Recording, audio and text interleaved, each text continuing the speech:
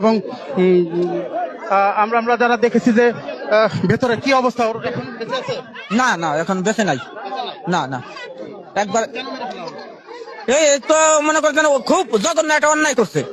সে মনে করে একটা বাচ্চা শিশু, তার হাতে কোনো হিংসা থাকতে পারে না। এই জানোয়ারটা সেই শিশুটারে এমন ভাবে হত্যা করছে, তা পাবলিকে সহ্য করতে পারে নাই। এই কারণে তারে একবারে বিদায় করে দেওয়া হলো। যাতে কেউ এরকম আর না করে, এরকম যাতে আর কেউ না করে, সেই কাজটা করে দেওয়া হইলো রে।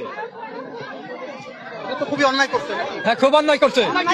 অন্যায় করতে তো সাদা পাইলো, যে অন্যায় করছে এই অন্যায় সে সাদা বলে যাতে করে দেবে, মারা ধরা হইলো, যাতে এরকম যাতে কেউ না করে, ওর দেয়া সবাই যাতে হেদায়ত হয়ে যায়।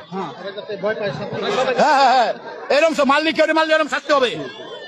দর্শক, বলছিলাম এই চর নসিপুরের যে ঘটনা, চর নসিপুরে ক্লাস 1-এ পড়ে ছোট্ট একটি শিশু, সেই শিশুটি গতকাল বিকাল থেকে নিখোঁজ হয় এবং নিখোঁজ হওয়ার পর থেকেই প্রতিবেশী হায়দারের বাড়িতে তার লাশ আজকে সন্ধ্যায় এসে পুলিশ খুঁজে পায় বা উদ্ধার করে, লাশ উদ্ধার করে। কিন্তু এই খবর পেয়ে শত শত মানুষ, গ্রামের শত শত মানুষ তারা কিন্তু এখানে ছুটে এসেছে এবং এই দৃশ্য দেখে তারা সহ্য করতে পারেনি।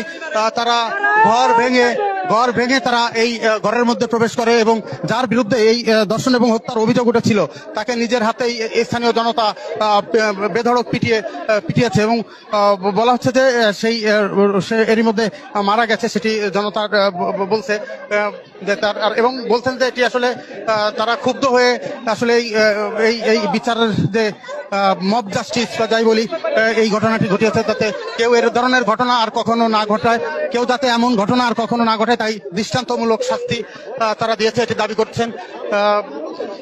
কিছু সময় আগেই কিন্তু এখানে পুলিশ চেষ্টা করেছে অনেক তাকে রক্ষা করবার, কিন্তু পারেনি। পুলিশের ব্যারিকেড ভেঙেই কিন্তু স্থানীয় জনতা শেষ পর্যন্ত এই যে হায়দার তার উপরে হামলা চালায়।